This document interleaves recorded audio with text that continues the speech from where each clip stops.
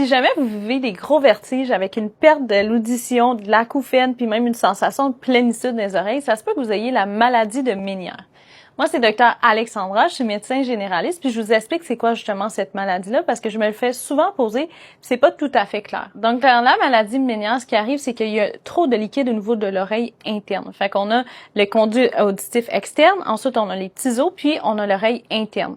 Puis dans le labyrinthe qu'on appelle, s'il y a trop d'accumulation d'eau, c'est pour ça que vous allez sentir comme une plénitude dans l'oreille, puis ça peut vraiment créer des gros vertiges, là. Les gens qui ont cette maladie-là vont devenir non fonctionnels parce que c'est vraiment soit eux qui tournent ou la pièce qui tourne autour d'eux, là, comme on appelle ça des vertiges rotatoires. Pendant les épisodes, il faut se coucher pour que ça s'en aille. Fait qu'ils sont pas fonctionnels, les gens, quand ils ont les vertiges. Puis ça peut créer vraiment des gros acouphènes aussi. Puis on va faire des tests d'audition parce que des fois, en même temps, il va y avoir une perte de l'audition. Fait que c'est tous des tests à faire. Puis quand avant de diagnostiquer une maladie de Ménière, il va falloir faire une imagerie, comme un IRM, pour s'assurer qu'il n'y a pas une masse dans le cerveau ou quelque chose qui cause les vertiges. Quand tout ça est normal, c'est là qu'on va parler de maladie de Ménière, quand il y a des vertiges de 20 minutes à 12 heures de temps. Si c'est plus long que ça, il faut penser à autre chose. Fait que c'est environ ça la durée, avec tous les autres symptômes que je vous ai donnés.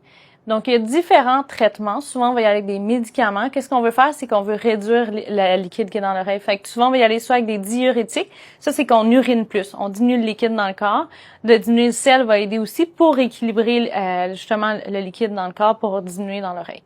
Il va y avoir aussi des anti-vertigineux pour les vertiges qu'on peut donner.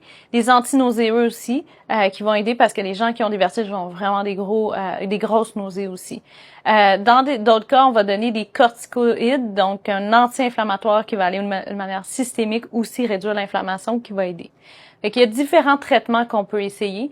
Dans des cas graves et réfractaires, comme vraiment graves, ils peuvent aller jusqu'à la chirurgie. Ils vont aller sectionner une partie du nerf vestibulaire pour arrêter. Ça va avoir des impacts.